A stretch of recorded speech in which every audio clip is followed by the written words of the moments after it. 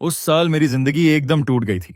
मेरे पेरेंट्स मर गए और हमारी कंपनी ऑलमोस्ट बैंकरप्ट होने के किनारे खड़ी थी। और उसी वक्त जब मेरी सिस्टर सबसे मुश्किल दौर से गुजर रही थी, मैंने उससे अपने सारे रिश्ते तोड़ दिए। हाँ, मैंने खुद उससे दूर जाने का फैसला किया था। और फिर 5 साल बाद उसकी कंपनी स्टॉक मार्केट में लिस्ट हो गई, वो सक्सेसफुल हो गई और सब उसे एडमायर करने लगे। लोग उसे मैडम बो कहकर बुलाने लगे। फिर एक दिन एक जर्नलिस्ट ने उससे पूछा, इन सालों में आप सबसे ज्यादा किसकी आभारी हैं? मैं बस इमेजिन कर सकता हूँ उस मोमेंट को। मेरी सिस्टर की आंखें ठंडी थीं, लेकिन उसकी आवाज बिल्कुल साफ थी। उसने कहा, अपने उस भाई की जो पैसे के लिए मुझसे लड़कर चला गया। और फिर उसने बिना रुके कहा, नहीं, अब वो मेरा भाई भी नहीं है। उस वक्त शायद मुझे फर्क पड़ना चाहिए था, लेकिन अब बहुत देर हो चुकी थी। जर्नलिस्ट ने फिर पूछा, वो अब कैसा है? और उसी के बाद उस जर्नलिस्ट ने ऑनलाइन सर्च शुरू कर दी। 10 मिलियन का रिवॉर्ड तक अनाउंस कर दिया गया मुझे ढूंढने के लिए, लेकिन उन्हें मैं नहीं मिला। उन्हें सिर्फ मेरी मौत से पहले लिखी गई मेरी डायरी मिली। जब वो डायरी मेरी सिस्टर को दी गई, वो वहीं खड़ी रह गई। उसके हाथ कांप रहे थे, लेकिन अगले ही पल उसने वो डायरी कूड़ेदान में फेंक दी और बोली, ये वियन की कोई चाल है या फिर प्रोग्राम के लिए जानबूझकर किया जा रहा है। जर्नलिस्ट ने सिर हिलाया। उसने धीरे से मेरी डायरी उठाई और कहा, ये सच में आपके भाई की मरने से पहले की डायरी है। और जहां तक बॉडी की बात है, उसे ऑनरेडी क्रिमेशन कर दिया गया, क्योंकि उसे क्लेम करने वाला कोई नहीं था। इसलिए क्रिमेटोरियम ने प्रोसेस कर दिया। उसकी बात पूरी भी नहीं हुई थी कि मेरी सिस्टर गुस्से में खड़ी हो गई और बोली, मत सोचो कि मैं उसे माफ कर दूंगी इस तरह के चीप ट्रिक्स के लिए। जाओ और बोनियान से कहो कि अब मेरा एक नया भाई है, वो मेरे लिए कुछ भी नहीं है। अगर वो मर भी जाए तो मुझे फर्क नहीं पड़ेगा। जर्नलिस्ट उसे ऑकवर्ड होकर देखने लगा और बोला, तो इस डायरी का क्या करें? मेरी सिस्टर वानतांग हल्का सा हंसी और बोली, पढ़ो, मैं देखना चाहती हूँ उसने डायरी में क्या झूठ गढ़ा है। और फिर मेरी आवाज उस डायरी के जरिए सामने आई, हेलो, आज से प्लीज मेरा ख्याल रखना, अब शायद सिर्फ तुम ही मेरे साथ रहोगे। मैं खुद को याद करता हूँ, आज जब मैं घर से भाग रहा था अपने साथ वो सारे गिफ्ट्स लेकर जो मेरी फैमिली ने मुझे दिए थे, तब मेरी सिस्टर ने मुझे पकड़ लिया। सच कहूं तो मैं उससे मिलना नहीं चाहता था। मैं बस चुपचाप घर छोड़ना चाहता था, लेकिन वो बहुत परेशान करने वाली है। उसने मेरा हाथ पकड़ लिया और कहा कि मैं ना जाऊं। उसने कहा कि मैं उसका इकलौता फैमिली हूं। उस पल मेरा दिल थोड़ा कांपा था, लेकिन फिर भी मैंने सख्त चेहरा बनाकर उससे कहा, कंपनी बैंकरप्ट हो रही है, फिर भी तुम मुझे वो बाइक मॉडल दिला सकती हो जो मुझे पसंद है। तुम पैसे ऐसे उड़ा सकती हो, तुम मुझे मेंटेन कर सकती हो बिना इस टेंशन के कि हर दिन फाइन बचाना पड़े। लेकिन वो और भी बेचैन हो गई। उसने पूछा, मैं किसके साथ जा रहा हूँ?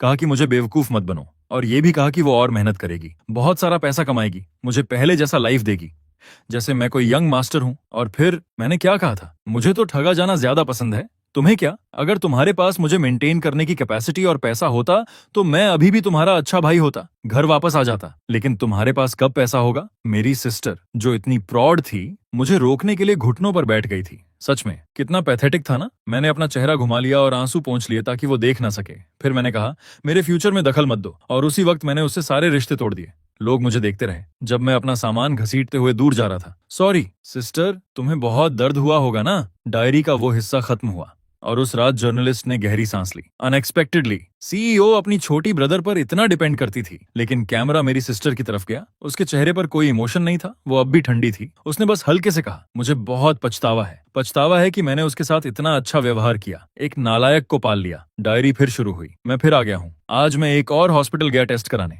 सच कहूं तो मुझे उम्मीद थी कि पिछली डायग्नोसिस गलत हो, ताकि मैं वापस जाकर अपनी सिस्टर से कह सकूं, मुझे पछतावा है। बस अगर मैं उससे माफी मांग लूं, वो मुझे पहले की तरह माफ कर देगी। लेकिन इस जिंदगी में इतने मिरेकल्स कहाँ होते हैं? डॉक्टर ने मुझे सीरियस चेहरे से देखा और पूछा, तुम्हारे पेरेंट्स कहाँ हैं? फिर उसने कहा, प्राथमिक हेपेटोसेल्युलर कार्सिनोमा, ऑलरेडी टर्मिनल स्टेज में है, तुम्हें तुरंत हॉस्पिटलाइज होना पड़ेगा। मुझे उस बीमारी का पूरा मतलब समझ नहीं आया, लेकिन मौत का डर, उसने मुझे रुला दिया। मैं सिर्फ 18 साल का था। डॉक्टर ने मुझे सिंपैथी से देखा और एडमिशन का बिल दे दिया। मैं भागकर पेमेंट मशीन तक गया, लेकिन अमाउंट देखकर मैं चुपचाप हॉस्पिटल से निकल गया। छोड़ो, मैंने अपनी सिस्टर का मेन कार्ड लिंक किया हुआ है, उसमें थोड़ा पैसा बचा है। वैसे भी मैं मरने वाला हूँ, क्यों उसकी मेहनत की कमाई बर्बाद करूं? उसका पैसा बहुत मुश्किल से आता है, क्योंकि जब से वो कॉन्ट्रैक्टर भागा था जिसके साथ मेरे पेरेंट्स काम कर रहे थे, प्रोजेक्ट गिर गया था, फंडिंग चेन टूट गई थी और मेरे पेरेंट्स उस भारी प्रेशर के नीचे हर जगह भागते फिर रहे थे। मेरी यादों में वो दिन आज भी साफ है। एक सोशल इवेंट में जाते वक्त मेरे पेरेंट्स का कार एक्सीडेंट हो गया था और दोनों वहीं खत्म हो गए। और उसी पल से कंपनी के सारे बोझ मेरी सिस्टर के कंधों पर आ गए। मैंने अपनी आंखों से देखा था कैसे लोग कर्ज वसूलने आते थे, घर की हर कीमती चीज उठा ले जाते थे पैसे के लिए। और मेरी सिस्टर मुझे पढ़ाई के लिए विदेश भेजने के लिए लाखों का इंतजाम करने की कोशिश कर रही थी। वो लोगों के सामने घुटनों पर बैठ गई थी, अपना सिर जमीन पर मार रही थी। लेकिन आखिर में बैंक ने सारे एसेट्स ले लिए, कर्ज चुकाने के लिए वो हर जगह पैसे मांगने गई। इतनी शराब पी कि उसे स्टमक ब्लीडिंग हो गई और हॉस्पिटल में एडमिट होना पड़ा। लेकिन उसके पास ना इलाज के लिए पैसे थे ना डॉक्टर को दिखाने का वक्त। जैसे ही थोड़ी ठीक हुई वो फिर हॉस्पिटल से निकलकर काम ढूंढने लगी, लोगों के सामने हाथ जोड़कर, गिड़गिड़ाकर, जैसे खुद को छोटा बना रही हो। लोग कहते थे वो मजबूत है, उसे कुछ नहीं होगा। लेकिन सच में क्या तुम्हें नहीं लगता मेरी सिस्टर थोड़ी बेवकूफ है? मैं सच में उसका बोझ बांटना चाहता था। मैं उससे कहना चाहता था कि मुझे विदेश में पढ़ाई नहीं करनी, मैं अब पहले जैसा स्पॉइल्ड यंग मास्टर नहीं हूं, मुझे कुछ भी नहीं चाहिए। मैं पार्ट टाइम काम करके उसे सपोर्ट कर सकता हूं। लेकिन मैंने कभी नहीं सोचा था कि ऐसे क्रिटिकल टाइम में मुझे इतनी महंगी बीमारी हो जाएगी। डियर डायरी, क्या तुम्हें भी लगता है कि मैं बेकार हूं? जर्नलिस्ट की आंखें भर आई थीं। उसने धीरे से कहा, शायद उस वक्त तुम्हारे भाई के जाने के पीछे कोई छुपी हुई वजह थी। इतनी कम उम्र में लिवर कैंसर सच में दुखद है। लेकिन मेरी सिस्टर जुआन एबो बस ठंडी हंसी हंस पड़ी और बोली, क्या शानदार विक्टिम बनने की एक्टिंग है? रिपोर्टर लिन, इसके झांसे में मत आइए। जोनियन सबसे अच्छी झूठ बोलने वाली है। बचपन में स्कूल न जाने के लिए ये पेरेंट्स से झूठ बोलती थी कि इसका टखना मुड़ गया है। पूरा परिवार डर जाता था, इसे घेर लेता था, हॉस्पिटल ले जाता था। ये हमेशा से अच्छी एक्ट्रेस रही है। डायरी फिर आगे बढ़ी। आज फिर एक रात बिना सोए गुजर रही है। मैं सोना चाहता हूं लेकिन दर्द इतना अनबेयरेबल है कि हर पल बढ़ता जा रहा है। अगर पेनकिलर्स ना लूं तो सह नहीं पाऊंगा। लेकिन मेरे पास पैसे नहीं हैं और अभी ज्यादा जरूरी चीजें हैं। अगर मैंने रेंट नहीं दिया तो लैंडलॉर्ड मुझे निकाल देगा। फिर मुझे वही करना पड़ेगा जो बचपन में मेरी सिस्टर मजाक में कहती थी, छोटी गुफा में सोना। पहले जब मार्शल आर्ट्स नॉवेल्स पढ़ता था तो लगता था हीरोज का केव्स में सोना कूल होता है। लेकिन अब बड़ा होकर समझ आया, बिना पैसे के जीना कितना डरावना होता है। मेरे पास कोई और रास्ता नहीं था। मैंने पेरेंट्स के दिए गिफ्ट्स ऑनलाइन डाल दिए। वही कुछ चीजें थीं जो मैं अपने साथ लाया था। लेकिन जब भी कोई खरीदने आता मैं बहाने बनाकर मना कर देता। अंदर से मैं उन्हें छोड़ना नहीं चाहता था। लेकिन आखिरकार दर्द और भूख के आगे मैं हार गया। मैंने कार्ड से 500 निकाल लिए। सॉरी सिस्टर, फिर से तुम्हारा पैसा खर्च कर रहा हूँ। गरीबी ने मुझे बदल दिया था। मेरी पुरानी आदतें खुद ही खत्म हो गई थीं। एक दिन तो मैं भूख से बेहोश होने वाला था। मैंने कूड़ेदान से किसी का फेंका हुआ गंदा बन उठाया और खा लिया। और सच कहूं, वो काफी अच्छा लगा। शायद गरीबी एक यंग मास्टर की सारी बीमारियां ठीक कर देती है। फिर मैं सुपरमार्केट गया, बंस का एक बैग खरीदा, एक कैन पानी लिया, हॉस्पिटल जाकर कुछ पेन किलर्स भी खरीदे, बाकी पैसे रेंट के लिए बचा लिए। फिर मेरे टीचर का कॉल आया। उसने कहा, तुम्हारे मार्क्स अच्छे हैं, अचानक क्लास छोड़ना ठीक नहीं है। मुझे डर था कि वो मेरी सिस्टर से कांटेक्ट करेगा, इसलिए मैंने स्कूल छोड़ने का फैसला किया। लेकिन फिर भी उसने मेरी सिस्टर को कॉल कर दिया और कुछ देर बाद मेरी सिस्टर का कॉल आया। उसकी आवाज फिर से ठंडी थी। उसने कहा, वोनन, मुझे पता है तुम मुझसे कोई रिश्ता नहीं रखना चाहते।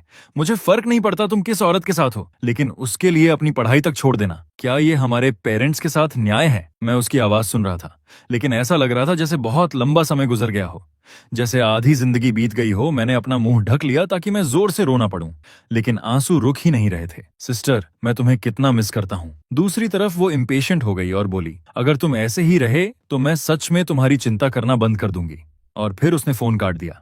लेकिन मैं बहुत देर तक रोता रहा। डियर डायरी, शायद मैं अपनी सिस्टर को ब्लॉक कर दूंगा और कल मैं स्कूल छोड़ने की फॉर्मेलिटीज पूरी करूंगा।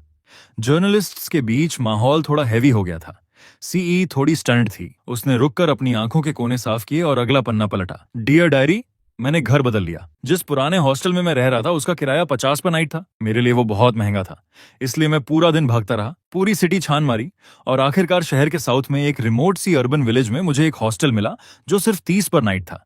कमरे में 4 बेड्स थे और मेरे सामने वाले बेड पर एक अजीब सा अंकल रहता था। तभी मेरी नजर एक लड़की पर पड़ी। मुझे याद है, मैंने उसे अभी देखा था। वो नीचे वाली मिलिटेरा में रहती थी। उसका नाम सियांग था। उसने मेरी तरफ देखा और हल्का सा मुस्कुराकर कहा, चिंता मत करो, अब तुम्हारे पास मैं हूँ, मैं तुम्हारा ख्याल रखूंगी। वो सच में बहुत अच्छी थी। उस रात मैंने दवा ली और बहुत शांति से सो गया। और फिर मैंने एक सपना देखा। उस सपने में पापा, मामा, हम दोनों, मैं और मेरी सिस्टर को डिज्नी लेकर गए थे।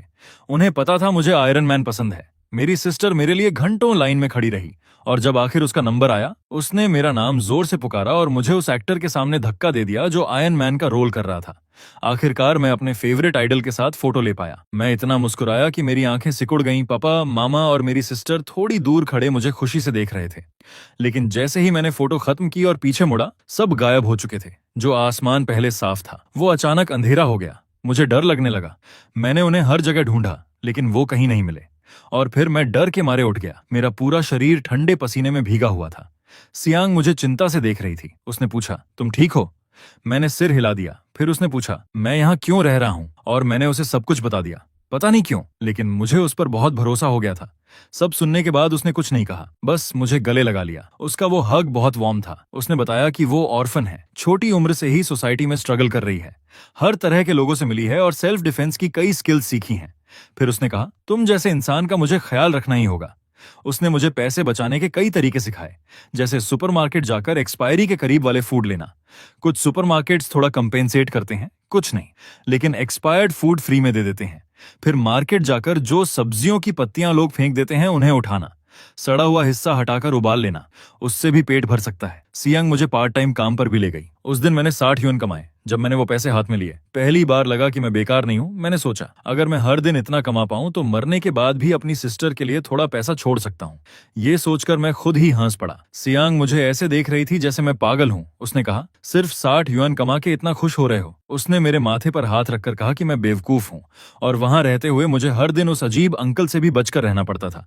साथ ही जल्दी हाथ मुंह धोकर बेड पर जाना पड़ता था, क्योंकि हॉस्टल में रात 10 बजे लाइट और पानी दोनों बंद हो जाते थे। लेकिन सच कहूं, उन दिनों में भी मैं काफी खुश था। आज भी याद है, लगभग लाइट बंद होने का टाइम हो गया है, गुड नाइट। जर्नलिस्ट ने नोटिस किया कि जब उस अंकल बेसो का जिक्र आया तो मेरी हमेशा ठंडी रहने वाली सिस्टर ने भी चुपचाप अपने हाथ कस लिए थे। उसे लगा शायद वो उतनी बेरहम नहीं है जितना दिखाती है, लेकिन अगले ही पल उसने सोचा शायद ये सिर्फ उसका भ्रम है। फिर उसने अगला पन्ना पलटा और पढ़ना जारी रखा। डियर डायरी, मैंने हॉस्टल छोड़ दिया क्योंकि सियांग ने कल सब देख लिया था। उसके पास खुद के लिए भी सेविंग्स नहीं है, फिर भी वो मुझे हॉस्पिटल ले जाना चाहती थी। पहले मैंने उसे अपनी बीमारी के बारे में नहीं बताया था, बस इतना कहा था कि मैं अपनी सिस्टर से लड़कर घर छोड़ आया हूं, लेकिन अब मैं उससे ये छुपा नहीं सकता। शायद मैं सच में बदकिस्मत हूं, मैं अपनी सिस्टर पर बोझ नहीं बनना चाहता, और ना ही इस ब्रेव सिस्टर पर जिसे मैं अभी मिला हूं। उसने कहा था कि वो पैसे कमा रही है ताकि फ्यूचर में अपना कार रिपेयर वर्कशॉप खोल सके, अपना घर बना सके। उसने मुझसे कहा, मैं तुम्हें मरने नहीं दूंगी यंग मैन। जब उसने ये कहा, उसकी आंखों में एक अजीब सी बेबसी थी। मैंने मुस्कुराकर सिर हिला दिया, लेकिन अंदर से मैं बस सोच रहा था, गुड बाय सिस्टर। अगले दिन सुबह सुबह मैं चुपचाप अपना थोड़ा सा सामान घसीटते हुए वहां से निकल गया। अभी मैं स्क्वाड करके डायरी लिख रहा हूँ। मेरे पैरों में दर्द हो रहा है, थोड़ा रुककर आराम करता हूँ। हाँ, अब ठीक है। हाल ही में मेरी हालत और खराब हो गई है, मैंने खून उलटना शुरू कर दिया है। अभी भी खुद को रोक नहीं पाया, फिर से खून की उल्टी हो गई। आसपास के लोग मुझे ऐसे देख रहे थे जैसे कोई डरावनी चीज देख ली हो। सब बहुत डर गए थे, दूर खड़े होकर उंगली से मेरी तरफ इशारा कर रहे थे। मैं वहीं सिकुड़कर बैठ गया था। काफी देर बाद जब मैंने सिर उठाया तो देखा कि मेरी डायरी पर खून गिर चुका है। मैंने जल्दी जल्दी हाथ से उसे साफ करने की कोशिश की, लेकिन दाग और फैलता ही जा रहा था। सॉरी डायरी, मैंने तुम्हें भी गंदा कर दिया। मेरा इरादा नहीं था, बस दर्द इतना था कि कंट्रोल नहीं हो पाया। मैं जमीन पर बैठा खुद को संभाल ही रहा था कि एक पुरानी कपड़े पहनी हुई आंटी मेरे पास आई। उसने बिना मेरी मना करने की परवाह किए मेरे हाथ में कुछ पैसे रख दिए और तुरंत भाग गई। मैं चुपचाप उसके पीछे गया और देखा कि वो अपने डिसेबल्ड पति के साथ थी। उसके पति की गोद में एक छोटा बच्चा था। उसने अपने बाल ठीक किए और बच्चे के गाल पर किस किया, फिर वापस मेहनत से फल बेचने लगी। मैं वहीं खड़ा रहा बहुत देर तक, जब तक अंधेरा नहीं हो गया। ठंड से मेरा आधा शरीर सुन्न हो गया था, फिर भी बहुत सारे फल बचे हुए थे। आंटी ने हल्की सी आह भरी। उसके पति ने उसे कुछ कहकर दिलासा दिया। दोनों सामान समेटने लगे। उन्होंने बच्चे को पास की टोकरी में रख दिया। मैंने अपना कैप नीचे किया और जल्दी से पास गया, और जब वो ध्यान नहीं दे रही थी मैंने पैसे बच्चे के कपड़ों में रख दिए। काफी अच्छा एक्ट था। ऑलमोस्ट मैं खुद ही इमोशनल हो गया, लेकिन सच्चाई ये थी मेरे पास खुद पैसे नहीं थे, इसलिए मैंने नॉवेल्स लिखना शुरू कर दिया पैसे कमाने के लिए। तभी अचानक रिपोर्ट के दौरान मेरी सिस्टर की आवाज आई, रिपोर्टर लिन, आगे पढ़ने की जरूरत नहीं है, मैं यहाँ बैठकर अपना समय बर्बाद कर रही हूँ। वो मरने का नाटक कर रही है और मुझसे सामना करने की हिम्मत नहीं है, तो मैं उसे मरा हुआ ही मान लेती हूँ। वैसे भी मुझे फर्क नहीं पड़ता। इतना कहकर वो खड़ी हुई और बिना पीछे देखे चली गई। इंटरव्यू अचानक खत्म हो गया, लेकिन ये एपिसोड वायरल हो गया। लोगों ने पता लगाया कि 5 साल पहले जब उसने मुझसे रिश्ता तोड़ा था, वो मेंटल हेल्थ क्लिनिक जाती थी, और सबने ये कंक्लूड किया कि पेरेंट्स की मौत और मेरे जाने की वजह से वो सिवियर डिप्रेशन में चली गई थी। बाद में जब उसकी कंपनी सक्सेसफुल हो गई, उसने एक नया छोटा भाई अडॉप्ट कर लिया और मेरी डायरी इंटरनेट पर डिबेट का टॉपिक बन गई। कुछ लोग मुझे क्रिटिसाइज कर रहे थे, कह रहे थे कि मैं अटेंशन के लिए अपनी मौत का ड्रामा कर रहा हूँ, पैसे के लिए अपनी सिस्टर को छोड़ दिया और उसे अकेला छोड़ दिया बैंक्रप्सी से लड़ने के लिए, और अब जब वो सक्सेसफुल हो गई है तो सिंपैथी लेने के लिए ये डायरी लिख रहा हूँ। कुछ लोग ये भी कह रहे थे कि अब उसकी लाइफ में नया भाई है। उसने उसके 18वें बर्थडे पर पूरा अमेजमेंट पार्क बुक कर दिया और उसे limited edition sports car gift की। उसे हाथों पर रखकर पाल रही है। लेकिन कुछ लोग ये भी मानते थे कि शायद इसके पीछे कोई हिडन स्टोरी है, क्योंकि डायरी बहुत रियल लग रही थी, इमोशन सच्चे थे। क्या ऐसा इंसान मटेरियलिस्टिक हो सकता है? डिबेट चाहे जो भी हो, लोग जानना चाहते थे कि मैंने आगे क्या लिखा है। पॉपुलैरिटी के चलते सबकी क्यूरियोसिटी बढ़ गई। टीवी स्टेशन के रिपोर्टर ने फिर से मेरी सिस्टर से कांटेक्ट किया और पूछा कि क्या वो मेरी डायरी पब्लिश करने की परमिशन देगी। पता नहीं उसे सच में फर्क नहीं पड़ता था या वो बिलीव ही नहीं कर रही थी। लेकिन उसके असिस्टेंट ने कहा कि डायरी ऑलरेडी टीवी स्टेशन को दे दी गई है, पब्लिश करनी है या डिस्ट्रॉय करनी है, उसे कोई ऑब्जेक्शन नहीं है। और ये भी कहा कि उसका सिर्फ एक भाई है, वायु। कुछ लोग इससे खुश हो गए कि वो मुझे पूरी तरह इग्नोर कर रही है। और फिर जल्द ही टीवी पर लाइव प्रोग्राम शुरू हुआ। गोनियन की डेथ से पहले की डायरी। रिपोर्टर लिन स्क्रीन पर आई। उसके चेहरे पर हैवी एक्सप्रेशन था। उसने कहा, आप सबकी तरह मैंने भी ये डायरी पहले नहीं पढ़ी, लेकिन आज परमिशन मिलने के बाद मैं इसे लाइव आप सबके साथ शेयर करूंगी। उम्मीद है आप लोग समझेंगे। कुछ ही सेकंड्स में हजारों लोग लाइव में आ गए। 1 मिनट में ही नंबर लाखों पार कर गया। सब इंतजार कर रहे थे कि डायरी खुले। उधर बो फैमिली में असिस्टेंट लिनी अपनी बॉस को कॉम्प्लेक्स एक्सप्रेशन के साथ देख रहा था। काफी देर हिचकिचाने के बाद उसने कहा, जेफ को प्रोग्राम शुरू होने वाला है। लेकिन मेरी सिस्टर ने आंख तक नहीं उठाई और बस कहा, मैंने कहा ना, मुझे उसके बारे में कुछ नहीं जानना। और फिर रिपोर्टर लिन ने गहरी सांस ली और डायरी खोल दी। डियर डायरी, आज मुझे एक छोटा सा पप्पी मिला। मैं उसे अपने पास नहीं रखना चाहता था, लेकिन वो अपनी घायल टांग घसीटते हुए मेरे पीछे पीछे आता रहा, कराहता हुआ, और मुझे लगा शायद मैं उसका ख्याल नहीं रख पाऊंगा। मैंने पहले तो आगे बढ़ने का फैसला किया, लेकिन 2 कदम चलने के बाद ही रुक गया और फिर पीछे मुड़कर उसे देख लिया। जैसे ही मैंने उस छोटे से पीले पपी को उठाया, उसकी आंखें अचानक चमक उठीं। वो मेरी हथेली को लगातार चाटने लगा। मैंने धीरे से आह भरी। लगता है इसे समझ आ गया कि मैं दिल से सॉफ्ट हूं। मैंने उसका नाम रखा चांग सेंग, मतलब लंबी उम्र। मैं चाहता था कि वो लकी हो, लंबी जिंदगी जिए, मेरी तरह छोटी और अधूरी नहीं। मैं उसे पेट हॉस्पिटल लेकर गया। सिर्फ चेकअप फी ने ही मेरी पूरी पॉकेट खाली कर दी। और डॉक्टर ने कहा, सर्जरी के लिए 2000 युआन लगेंगे। अगर ऑपरेशन नहीं हुआ तो वो मर जाएगा। मैंने चांग को अपनी बाहों में देखा और डॉक्टर से धीरे से कहा, क्या मैं कुछ दिनों बाद इसे सर्जरी के लिए ला सकता हूँ? मेरे पास अभी पैसे नहीं हैं। लेकिन उसने साफ मना कर दिया। और डिले नहीं कर सकते, लेटेस्ट कल तक। मैं चांग को गोद में लेकर हॉस्पिटल से बाहर आया और सड़क के कोने पर बैठ गया। मैं उससे बात करने लगा। तुम कितने बेवकूफ हो, इतने सारे अमीर लोग हैं, उनके पास क्यों नहीं गए? मेरे पास क्यों आए, जो खुद मरने वाला है? और ऊपर से मैं इतना बेकार हूँ, तुम्हारे लिए 2000 युआन कहाँ से लाऊं? लेकिन वो कुछ नहीं समझ रहा था, बस खुशी से अपनी पूंछ हिला रहा था, जैसे उसे अपना घर मिल गया हो। उसे देखकर मेरी आंखें फिर भर आईं और मजबूरी में मैं एटीएम गया 2000 युआन निकालने के लिए। लास्ट टाइम सिस्टर, ये आखिरी बार है जब मैं तुम्हारा पैसा खर्च कर रहा हूँ। लेकिन मैंने कभी नहीं सोचा था कि उसने मेरी सेकेंडरी कार्ड ऑलरेडी कैंसिल कर दी होगी। मैंने खुद को समझाया। मैंने ही कहा था कि रिश्ता तोड़ दूंगा। उसे मुझे पैसे देने की कोई जरूरत नहीं है। मैं उसे कांटेक्ट नहीं करना चाहता था, लेकिन मेरे पास कोई ऑप्शन नहीं था चांग सेंग के लिए। मैंने उसे ब्लैकलिस्ट से निकाला और कॉल किया। फोन काफी देर तक बजता रहा। मुझे लगा वो उठाएगी ही नहीं, लेकिन आखिरकार उसने उठा लिया। उसकी आवाज ठंडी थी। तो तुम्हें पछतावा हो रहा है? तुमने मुझे ब्लॉक किया और अब खुद कॉल कर रहे हो। तुमने ही कहा था ना कि रिश्ता खत्म या फिर पैसे खत्म हो गए। उसकी हर बात ने मेरे शब्द गले में ही रोक दिए। मैं कॉल काट देना चाहता था, लेकिन मेरी बाहों में चांग सेंग मुझे याद दिला रहा था। मैंने बस धीरे से कहा, मुझे 2000 चाहिए। कुछ पल खामोशी रही, फिर उसने कहा, इतने समय बाद कॉल किया और ये तक नहीं पूछा कि मैं ठीक हूं या नहीं, खा रही हूं या नहीं, सो रही हूं या नहीं, बस पैसे चाहिए, है ना? मैंने अपने होंठ जोर से काट लिए। खून का स्वाद मेरे गले में भर गया, लेकिन मैंने उसे निगल लिया। उसने फिर कहा, तुम्हें पैसे चाहिए, ठीक है, मैं सब दे दूंगी। क्या अब तुम खुश हो? मुझे तुमसे कोई उम्मीद नहीं रखनी चाहिए थी वॉन्नी। तुम्हारे पास दिल ही नहीं है। आज से हमारा भाई बहन का रिश्ता खत्म। और उसने फोन काट दिया। मैं खुद को रोक नहीं पाया। मैं जमीन पर बैठ गया, चांग सेंग को कसकर पकड़ लिया और खून की उल्टी करने लगा। बहुत सारा खून, लेकिन अंधेरी जमीन पर वो दिख भी नहीं रहा था। चांग सेंग डर गया था। वो लगातार सिसक रहा था और मेरे गाल चाट रहा था। मैंने उसे धीरे से सहलाया। दर्द हो रहा है, लेकिन अब मैं सुन्न हो गया हूँ। शायद दिल का दर्द ज्यादा है। जब मैंने उसे एक्स्ट्रा पैसे वापस भेजने की कोशिश की तो पता चला मेरी सिस्टर ने मुझे ब्लॉक कर दिया है। मैं चांग सेंग को पकड़कर बहुत रोया। अब मुझे समझ आ गया था, वो सच में मुझे नहीं चाहती। पहले मैं चाहता था कि वो मुझे भूल जाए, मुझसे रिश्ता तोड़ दे, लेकिन अब जब उसने सच में ऐसा कर दिया तो ये दर्द सांस लेने नहीं दे रहा था। उधर लोग इस कहानी को सुन रहे थे। कुछ कह रहे थे, ये तो बहुत क्रूअल है, चाहे फेक ही क्यों ना हो। कहानी बहुत इमोशनल है। कुछ की आंखें भर आई थीं। जल्दी आगे पढ़ो, चांग सेंग का क्या हुआ? कुछ लोग अब भी कह रहे थे कि मैं सिंपैथी के लिए एक्ट कर रहा हूँ, लेकिन अब उनकी आवाज भीड़ में खो गई थी, क्योंकि अब ज्यादातर लोग सिर्फ चांग सेंग की सेफ्टी को लेकर वरीड थे। प्रेशर के बीच रिपोर्टर ने खुद को संभाला और अगला पन्ना खोला। डियर डायरी, काफी समय बाद लिख रहा हूँ। एक अच्छी खबर है, चांग सेंग की सर्जरी हो गई है। अब वो हेल्थी है, बस बहुत ज्यादा क्लिंगी हो गया है। मैं जहां भी जाता हूं वो मेरे पीछे आता है। सोते वक्त भी मेरे पैरों के पास ही सिमट कर सोता है। लेकिन एक बुरी खबर भी है, मेरी बीमारी और बढ़ गई है। पता नहीं मैं कितने दिन और जिंदा रहूंगा, शायद 1 महीने से भी कम। अब जब मैं फार्मेसी जाकर पेन किलर्स बल्क में खरीदता हूँ तो लोग मुझे शक की नजर से देखते हैं। उन्हें लगता है मैं कोई एडिक्ट हूँ। लकीली मेरे पास डायग्नोसिस रिपोर्ट है। थोड़ी देर रिक्वेस्ट करने के बाद वो मान जाते हैं। लेकिन अब दवाइयों का असर भी धीरे धीरे कम होता जा रहा है। सोने के लिए अब मेरे पास एक ही रास्ता बचा था, मुझे दवा ज्यादा लेनी पड़ती थी। कल जब मैं पैम्फलेट्स बांट रहा था, अचानक सड़क पर ही बेहोश हो गया। चांग सिंह बहुत डर गया था। वो लगातार मेरा चेहरा चाट रहा था, भौंक रहा था, और आखिरकार उसने किसी दयालु इंसान को बुला लिया जिसने मुझे हॉस्पिटल पहुंचाया। वहां फिर से मुझे पैसे देने पड़े। मैंने दर्द के साथ हिसाब लगाया। ना सिर्फ मुझे पार्ट टाइम का पैसा नहीं मिला, बल्कि ऊपर से काफी पैसे और चले गए।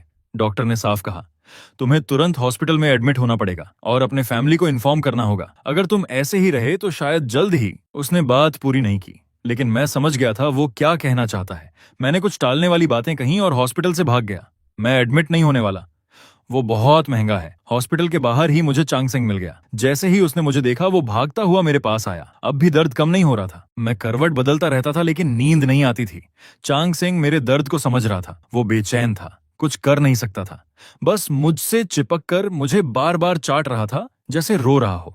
मैंने कमजोर हाथ से उसे सहलाया और कहा, सब ठीक है। लेकिन अगले ही पल मैं खुद को रोक नहीं पाया। मैं भागकर वॉशरूम गया और ऐसे उल्टी करने लगा जैसे अपने अंदर की हर चीज बाहर निकाल दूं। पता नहीं कितना समय बीत गया। मैं चक्कर आने तक उल्टी करता रहा। फिर चांग सिंह की हल्की हल्की चाट से मुझे थोड़ा होश आया। मैंने खुद को आईने में देखा। बाल झड़ चुके थे, चेहरा पीला पड़ गया था। जो गाल पहले गोल थे अब इतने पतले हो गए थे कि थोड़ी नुकीली लग रही थी। मेरी सिस्टर मजाक में कहती थी, ये बेबी फेस है, इसमें कोई डिस्ट्रक्टिव पावर नहीं है। लेकिन अब लग रहा था यही चेहरा हमेशा के लिए रुक जाएगा। हमेशा जवान रहना भी शायद अच्छा नहीं होता। मैं धीरे धीरे बड़ा होना चाहता था, अपनी सिस्टर के पास रहना चाहता था, उसे अपना फैमिली बनाते हुए देखना चाहता था, उसे सक्सेसफुल और खुश देखना चाहता था। मैंने अपना चेहरा धोया, खुद को थोड़ा संभाला। कम से कम एक फायदा तो है, मेरी सिस्टर मुझे अब ऐसे नहीं देख सकती, वरना वो डर जाती। पेनकिलर लेने के बाद ही मैं किसी तरह सो पाया। लेकिन आधी रात को फिर से बुखार आ गया। डियर डायरी, बहुत दर्द हो रहा है। सच में मैं अपनी सिस्टर को बहुत बहुत याद कर रहा हूँ। मैं उसे फिर से देखना चाहता हूँ, बस दूर से ही सही। क्या ये चाहत ज्यादा है? फिर मैंने फैसला किया, मैं चांग सिंह के साथ उसे देखने जाऊंगा। इसके लिए मैंने हैट, मास्क और एक ब्लैक कोट पहना। परफेक्ट, बिल्कुल पापरात्सी जैसा। मुझे बस उसे दूर से देखना था। डियर डायरी, मैं वापस आ गया। मेरी सिस्टर अब भी पहले की तरह खूबसूरत और कैपेबल है, बस थोड़ी लंबी और पतली हो गई है। मैं बस उसे एक नजर देखकर जाना चाहता था, लेकिन वो खुश नहीं लग रही थी, जबकि पहले उसे हंसना बहुत पसंद था। शायद अगले जन्म में मैं फिर उसके साथ रहूंगा। मुझे समझ नहीं आया वो हॉस्पिटल क्यों गई थी, उसे साइकोलॉजिकल थेरेपी की जरूरत क्यों है। उसके जाने के बाद मैं उसके डॉक्टर के पास गया। उसने ठंडे अंदाज में कहा, ये पेशेंट की प्राइवेसी है। लेकिन जब मैंने बार बार रिक्वेस्ट किया तो उसने एक गहरी सांस ली और मेरी सिस्टर की हालत पर अफसोस जताया। तुम्हारी सिस्टर बहुत बीमार है। पेरेंट्स की मौत ने उसे तोड़ दिया और तुम्हारे जाने ने उसे और गिल्ट में डाल दिया। उसे लगता है वो अच्छी नहीं है। उसने तुम्हारा ख्याल नहीं रखा, इसलिए तुम उसे छोड़ गए। उसने खुद को हर्ट करना भी शुरू कर दिया। ये सुनकर मैं रोया, बहुत रोया, और फिर हंस पड़ा। मेरी सिस्टर कितनी बेवकूफ है। असली बेकार तो मैं हूँ। मैं ही उसे नीचे खींच रहा था। वो तो दुनिया की सबसे अच्छी सिस्टर है। वो अपनी पूरी साल की कमाई बचाकर मुझे एक्सपेंसिव बर्थडे गिफ्ट देती थी। स्कूल के उन बुलीज को मार देती थी जो मुझे तंग करते थे, चाहे इसके लिए उसे सजा ही क्यों ना मिले। पेरेंट्स की मौत के बाद उसने सब कुछ अकेले संभाला, इतना प्रेशर सहा, और फिर भी मुझे एक कंफर्टेबल लाइफ थी। मैं उसे कैसे नफरत कर सकता हूँ। उसी वक्त रीडर रुक गया। उसने डायरी को कैमरा के सामने दिखाया। उस पेज पर सुंदर हैंडराइटिंग के साथ कुछ ऐसे निशान थे जैसे वो भीग कर सूख गया हो। शायद वो बहुत देर तक रोई थी। उसके आंसुओं ने उस पेज को भिगो दिया था। रीडर की आंखें भी भर आईं। उसने कांपती आवाज में पढ़ना जारी रखा, मैं कितना बेकार हूँ, मैं कुछ नहीं कर सकता। मैंने अपनी सिस्टर को अपने सामने गुजरते देखा, लेकिन उसे गले लगाने की हिम्मत नहीं हुई। जिस पल हमारी नजरें मिली वो मुझे पहचान भी नहीं पाती। हाँ, मेरी हालत अब बहुत खराब है। बेहतर है वो मुझे ऐसे ना देखे। मैं नहीं चाहता वो दुखी हो। और फिर डियर डायरी, मैंने एक फैसला लिया है। इतने दर्द में धीरे धीरे मरने से बेहतर है कि मैं खुद अपनी जिंदगी खत्म कर दूं। क्या मैं सही कर रहा हूँ? मैं सच में इस बीमारी की वजह से बहुत कंफ्यूज्ड हूँ। मैं अक्सर तुमसे बातें करता हूँ, तुम्हें और चांद सिंह को। जैसे तुम दोनों मुझे जवाब देने वाले हो। मैंने स्लीपिंग पिल्स भी खरीद ली हैं। लेकिन फिर अचानक एक ख्याल आता है, चैन सिंह का क्या होगा? मैं उसे ऐसे ही छोड़ नहीं सकता। मैं चाहता हूँ उसे अपनी सिस्टर के पास छोड़ दूं, ताकि वो उसका ख्याल रख सके और उसे कंपनी मिले। सच कहूं तो ये आइडिया मुझे बहुत स्मार्ट लगा, लेकिन फिर अचानक याद आया, कल मेरा बर्थडे है, मैं एक दिन और रुकूंगा। मैं अपने बर्थडे वाले दिन मरना नहीं चाहता। पिछले साल जब मैं 17 साल का हुआ था, पापा और मामा ने मुझे limited edition e sports equipment gift किया था। जैसे ही मैंने उसे खोला, पापा ने मेरे कंधे पर हाथ रखा और हंसते हुए बोले, तू सबसे कूल लड़का है। और मेरी सिस्टर ने मुझे एक मैकेनिकल वॉच दिया था। उसका डायल चमक रहा था। वो काफी एक्सपेंसिव था, लेकिन अब वो सारे गिफ्ट्स ऑलरेडी गिरवी रखे जा चुके हैं। मेरे पास अब सिर्फ वही गिफ्ट्स बचे हैं जिन्हें मैंने पहले नहीं बताया। मैं उन्हें हमेशा अपने साथ रखता हूँ। जब मेरे पास खाने के पैसे नहीं होते, तब भी मैंने कभी उन्हें बेचने की हिम्मत नहीं की। जब मैं सोता हूँ, मैं उस ब्राउन टेडी बेयर को गले लगाता हूँ जो मेरी मॉम ने मुझे 8 साल की उम्र में दिया था। जैसे मैं पापा, मामा और अपनी सिस्टर को ही गले लगा रहा हूँ। उन्होंने ये भी कहा था कि मेरे 18वें बर्थडे पर वो एक ग्रैंड पार्टी देंगे अपने छोटे मास्टर के लिए। लेकिन अब मेरे साथ कौन है? शायद सिर्फ चांद सिंह। मैंने उसे गले लगाया। वही एक वार्मथ थी जो मुझे महसूस हो रही थी। चांद सिंह ने जैसे मेरे इमोशन समझ लिए। वो अपनी गीली जीभ से बार बार मेरी हथेली और गाल चाटने लगी, जैसे मुझे वार्म रखने की कोशिश कर रही हो। मुझे थोड़ी गुदगुदी हुई। मैं मुस्कुराया और उसे किस किया। फिर मैं उसे बेकरी लेकर गया। मैं अपने लिए एक छोटा केक खरीदना चाहता था। पहले अपने बर्थडेज पर मैं बस उसे देखता रहता था। उसकी कीमत सैकड़ों में होती थी। मैं लंबे समय तक वहीं खड़ा रहता था, बस उसे देखकर। फिर शॉपकीपर इरिटेट होकर कहती, खरीदना है या नहीं? नहीं तो जल्दी निकलो। फिर उसने मेरी बाहों में चांद सिंह को देखा और बोली, यहाँ पेट्स अलाउड नहीं है। अभी मैंने साफ देखा कि तुम एक स्टफ्ड टॉय पकड़े हुए थे। शायद इसलिए क्योंकि चांद सिंह बहुत गंदी थी। मेरे पास उसे पेट शॉप में नहलाने के पैसे नहीं थे। मैंने बार बार माफी मांगी और सबसे सस्ता चॉकलेट केक कप खरीदा, 20 युआन का। फिर मैं पार्क में एक बेंच पर जाकर बैठ गया। चांद सिंह को गले लगाकर वहां कैंडल्स नहीं थी, तो मैंने अपने मन में ही विश किया, आंखें बंद की और कहा, काश चांद सिंह हमेशा सेफ रहे। काश मेरी सिस्टर सक्सेसफुल हो, लंबी उम्र पाए, खुश रहे। मैंने आंखें खोली। केक उसे दे दिया। वो बहुत खुशी से खाने लगी, जैसे मेरा एडल्टहुड सेलिब्रेट कर रही हो। मुझे भी बहुत मन था खाने का, लेकिन कुछ ही बाइट्स के बाद मैं गिर पड़ा और सब कुछ उल्टी कर दिया। बाद में मैं चांद सिंह को पेट शॉप ले गया, उसे नहलाया। 200 युआन खर्च किए। शॉप ओनर ने कहा, इतना अच्छा पपी मैंने कभी नहीं देखा। जब मैंने उसे साफ और अच्छी खुशबू के साथ वापस लिया, तो मैंने गहरी सांस ली। जिंदगी जीना ये एक गिफ्ट है जो मुझे ऊपर से मिला, और अब मैं ये गिफ्ट अपनी सिस्टर को देना चाहता हूँ। मैं चाहता था वो चांद सिंह का अच्छे से ख्याल रखे और चांद सिंह मेरी जगह उसके साथ रहे। और वो 20,000 युआन जो मैंने समहाउ जमा किए थे, मैं उन्हें भी चुपचाप उसकी डोर के नीचे डाल दूंगा। अगर सब ठीक रहा तो ये मेरी आखिरी एंट्री होगी, क्योंकि कल मैं दूसरी दुनिया में पापा और मामा से मिलने जाऊंगा। डियर डायरी, मैं तुम्हें मिस करूंगा। चांग सिंह, मैं तुम्हें भी प्रोटेक्ट करूंगा। और सिस्टर, मैं हमेशा तुम्हारी रक्षा करूंगा। मुझे लगा यहीं सब खत्म हो गया, लेकिन रिपोर्टर लिन ने अनजाने में अगला पन्ना पलट दिया। वहां लिखा था, सॉरी चांग सिंह, मैं तुम्हारा ख्याल नहीं रख पाया। क्या मेरी सिस्टर ने सोचा कि तुम किसी के पालतू हो, या उसने तुम्हें अपनाया ही नहीं? मैं थोड़ी दूर छुपकर खड़ा था, सोच रहा था कि जब मेरी सिस्टर उसे ले जाएगी तब मैं चला जाऊंगा। लेकिन चांद सिंह अचानक लीश से छूटकर मेरी तरफ भागी। हाँ, अगर मैं खुद उसे दे देता तो शायद ठीक होता। मैं बार बार उससे कह रहा था, मत जाओ, मुझे छोड़कर मत जाओ। लेकिन उसने मुश्किल से सिर उठाया, हल्का सा सिसकी, मेरे चेहरे को चाटा और अपनी आंखें बंद कर लीं।